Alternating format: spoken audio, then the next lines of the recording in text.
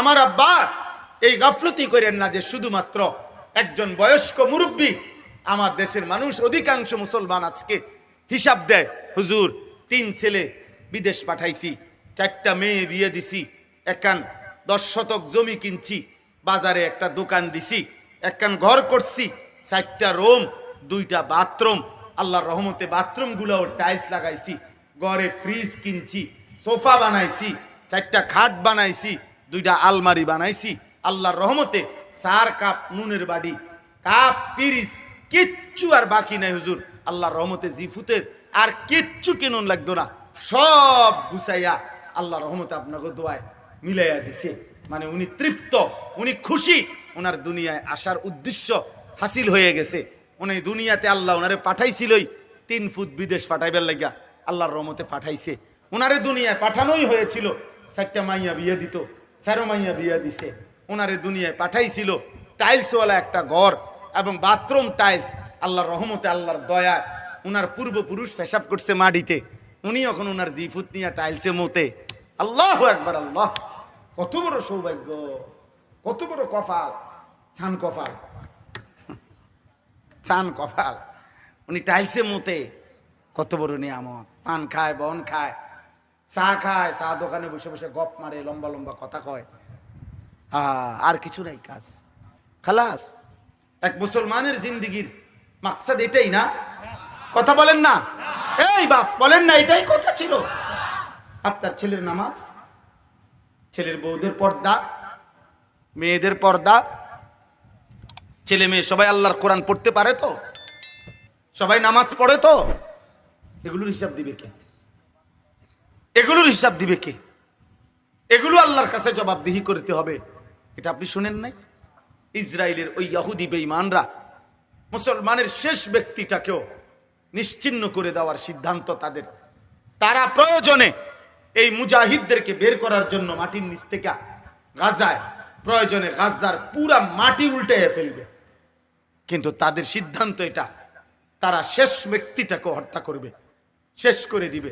কিন্তু আমার প্রশ্ন হলো বাপ, একটা জিনিস শুধু ভাবা দরকার আমরা, যে যদি গাজা এবং ফিলিস্তিনের মুসলমানগুলো যদি ইসরায়েলের ইহুদি কুত্তারা নিশ্চিহ্ন করে দেয়, তাইলে কি তাদের আক্রমণ শেষ হবে? থেমে যাবে তো?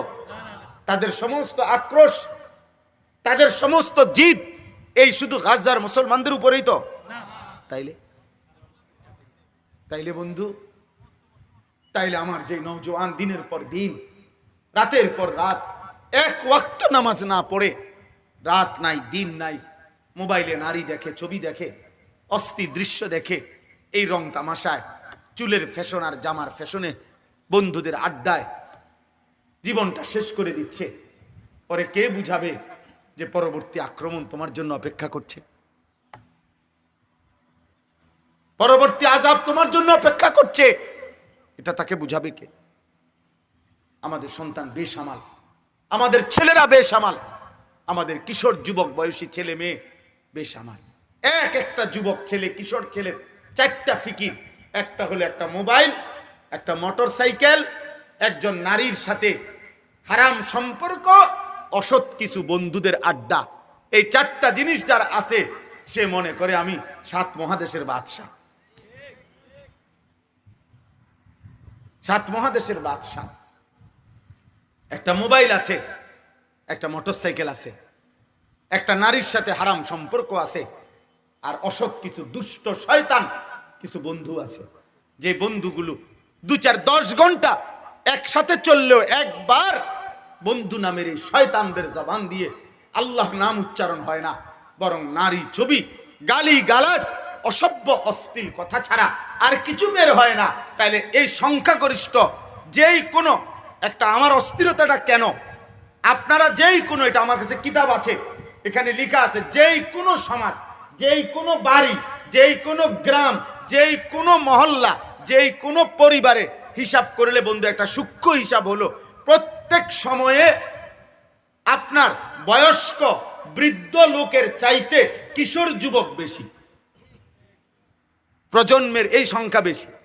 আপনি দেখেন, মানুষে বলে যে হুজুর আমগো পুরা বাড়িতে আর এই চাচা রয়েছে আর মুরব্বী, দোয়া করবেন, এই দাদা আর একজন মুরব্বী, তাহলে চাচা মাত্র একজন, দাদা মাত্র একজন, কিন্তু এখন 17, 18, 20, 22 বছরের এই বাড়িতেই ছেলে ফেলে আছে 27-28 জন। বুঝেন নাই আমার কথাটা? তাহলে কি বোঝা গেল? কিশোর যুবক বেশি, কিশোর যুবক বেশি। এই জন্য ইবনুল জাউজি রহমাতুল্লাহ বলছি, হে যুবক, সর্বযুগেই তুমি মনে রেখো, বৃদ্ধ হয় কম, কবরে যায় বেশি। বুঝেন নাই? বৃদ্ধ হয় কি কম, কবরে যায় বেশি। কবরে এর আগেই জায়গা বেশি। কারণ নাই তো যদি একই সময়ে কিশোর নওজোয়ান হইল 25 জন, তো বুড়া মানুষ তো থাকার কথা কমপক্ষে 17-18 জন। কারণ এরাই তো কিছুদিন আগে কিশোর যুবক ছিল, গত 30 বছর আগে ওনারা ছিল না, তো ওনারা তো ওইখান থেকে পার হইয়া আইছে এখানে। তাহলে ওনারা বুঝতে গেল পার হইয়া আস্তে আস্তে পরবর্তী 30 বছরের ব্যবধানে চলে গেছে বেশি কবরে, বাইচা রয়েছে অল্প, বেঁচে আছে অল্প। অতএব আমার জিন্দিগির একটা মেহনত, আমি এটা এই জন্য বললাম যে আমি কিশোর নওজোয়ানের পরিবর্তন চাই, ফেরাইতে চাই, রাত দিন এটা বলতে চাই। কারণ আশ-শাবাবু হুম আসাবুল উম্মাহ, আরবি ভাষায় বলা হয় যুবক হচ্ছে কোন জাতির মেরুদণ্ড। আসাব মেরুদণ্ড, মেরুদণ্ড। এই আমাদের পুরা শরীরের ভর, আমরা যে বসে আছি, আমাদের পুরা শরীরের ভরটা ধরে আছে আমাদের এই মেরুদণ্ড। মেরুদণ্ডের হাড় এটা যদি ভাঙ্গা যায়, ক্ষতিগ্রস্ত হয়, তাহলে এরকম বসে থাকা সম্ভব? এই জাতি স্থির আছে নওজোয়ানদের বরকতে। এরা যদি নষ্ট হয়ে যায়, চরিত্রহীন হয়ে যায়, সংখ্যাগরিষ্ঠ ছেলে মেয়ে যদি নারী, জুয়া, মদ, নেশা, গাঁজা, ফেন্সিডিল, ইয়াবা, হারামের মধ্যে ডুবে যায়, সংখ্যাগরিষ্ঠ যুব সমাজ যদি ফজরের নামাজ না পড়ে, 5 ওয়াক্ত নামাজ না পড়ে, তো কালেমার বিজয়, ইসলামের বিজয় আরো অনেক দূরে, আরো অনেক দূরে। অতএব আজকে আবারও আপনাদেরকে অনুরোধ করলাম, আলহামদুলিল্লাহ আপনাদের সমস্ত ওলামায়ে কেরাম এখানে বসা আছে, আপনারা সবাই মিলে ওলামায়ে কেরামকে কদর করে, ওলামায়ে কেরামের সাথে সম্পর্ক করে নিজ নিজ ঘর পরিবার, নিজেদের ছেলে মেয়ে পরিবারকে আরো কিভাবে দিনমুখী করা যায়, আল্লাহমুখী করা যায়, নামাজওয়ালা, সেজদাওয়ালা বানানো যায়, এটার জন্য আরো আন্তরিক সর্বাত্মক চেষ্টা করবেন। বলেন ইনশাআল্লাহ, বলেন ইনশাআল্লাহ। আমার বাপ গাফলতি করেন না, বাবাদেরকে বলি, আমার আব্বা এই গাফলতি করেন না যে শুধুমাত্র একজন বয়স্ক মুরব্বী। আমার দেশের মানুষ, অধিকাংশ মুসলমান আজকে হিসাব দেয়, হুজুর 3 ছেলে বিদেশ পাঠাইছি, 4টা মেয়ে বিয়ে দিছি, একান 10 শতক জমি কিনছি, বাজারে একটা দোকান দিছি, একান ঘর করছি, 4টা রুম, 2টা বাথরুম, আল্লাহর রহমতে বাথরুমগুলোও টাইলস লাগাইছি, ঘরে ফ্রিজ কিনছি, সোফা বানাইছি, 4টা খাট বানাইছি, 2টা আলমারি বানাইছি, আল্লাহর রহমতে 4 কাপ নুনের বাড়ি, কাপ, পিরিচ, কিচ্ছু আর বাকি নাই হুজুর। আল্লাহর রহমতে জিফুতের আর কিচ্ছু কিনুন লাগতো না, সব গুছাইয়া আল্লাহর রহমতে আপনাকে দোয়ায় মিলাইয়া দিছে। মানে উনি তৃপ্ত, উনি খুশি, ওনার দুনিয়ায় আসার উদ্দেশ্য হাসিল হয়ে গেছে। উনি দুনিয়াতে আল্লাহ ওনারে পাঠাইছিলই 3 ফুট বিদেশ পাঠাইবার লাগিয়া, আল্লাহর রহমতে পাঠাইছে। ওনারে দুনিয়ায় পাঠানোই হয়েছিল, 4টা মাইয়া বিয়ে দিত, 4 মাইয়া বিয়ে দিছে। ওনারে দুনিয়ায় পাঠাইছিল টাইলসওয়ালা একটা ঘর এবং বাথরুম টাইলস, আল্লাহর রহমতে, আল্লাহর দয়ায় ওনার পূর্বপুরুষ পেশাব করছে মাটিতে, উনি এখন ওনার জিফুত নিয়ে টাইলসে মতে। আল্লাহু আকবার, আল্লাহ, কত বড় সৌভাগ্য, কত বড় কপাল, ছান কপাল, ছান কপাল। উনি টাইলসে মতে, কত বড় নিয়ামত। পান খায়, বন খায়, চা খায়, চা দোকানে বসে বসে গপ মারে, লম্বা লম্বা কথা কয়, আর কিছু নাই কাজ, খালাস। এক মুসলমানের জিন্দিগির মাকসাদ এটাই না? কথা বলেন না? এই বাপ বলেন না, এটাই কথা ছিল? আপনার ছেলের নামাজ, ছেলের বউদের পর্দা, মেয়েদের পর্দা, ছেলে মেয়ে সবাই আল্লাহর কোরআন পড়তে পারে তো? সবাই নামাজ পড়ে তো? এগুলোর হিসাব দিবে কে? এগুলোর হিসাব দিবে কে? এগুলো আল্লাহর কাছে জবাবদিহি করতে হবে। এটা আপনি শুনেন নাই? অকুল্লুকুম মাসউলুন আন রাইয়াতি। অতএব দয়া করে ভাবতে শিখেন। আমি আপনাদের কাছে অনুরোধ করলাম, মেহেরবানি করে আল্লাহর ওয়াস্তে আপনারা উলামায়ে কেরামের সাথে নিজ নিজ মহল্লার আলেমদের সাথে সম্পর্ক বাড়াবেন। বলেন ইনশাআল্লাহ, বলেন ইনশাআল্লাহ। আপনার মসজিদের ইমামকে কদর করেন। আমার খুলনার হজরত আরিফ বিল্লাহ হজরত মাওলানা মুফতি নুরুল আমিন সাহেব হজরত সবসময় বলে, প্রত্যেক মসজিদের ইমাম নিঃসন্দেহে আল্লাহওয়ালা।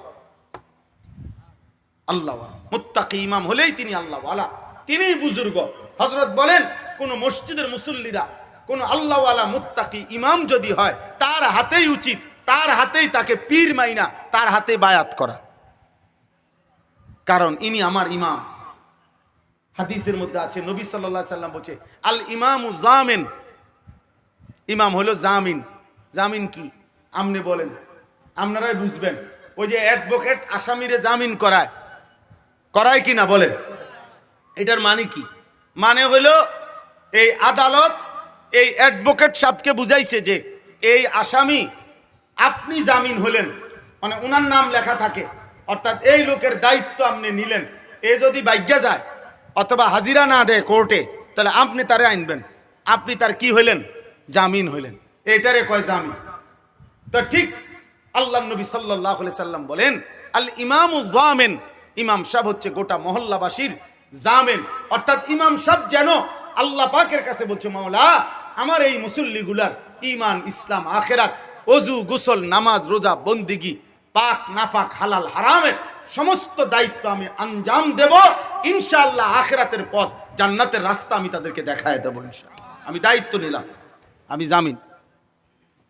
ইমামকে আল্লাহ তাআলা এই ফজিলত দান করছে। নবীজি সাল্লাল্লাহু আলাইহি সাল্লাম বলছেন, আল্লাহুম্মা রশিদিল আইম্মা, আয় আল্লাহ, ইমামকে আপনি সৎপথ, হেদায়েতের পথ দেখান। তাহলে এটা শুধু বক্তার জন্য বলে না, ইমাম সাহেবের জন্য বলছে। অর্থাৎ তার মানে হলো নিজ নিজ মহল্লার ইমামকে, আলেমকে কদর করা উচিত। বলেন ইনশাআল্লাহ, বলেন ইনশাআল্লাহ।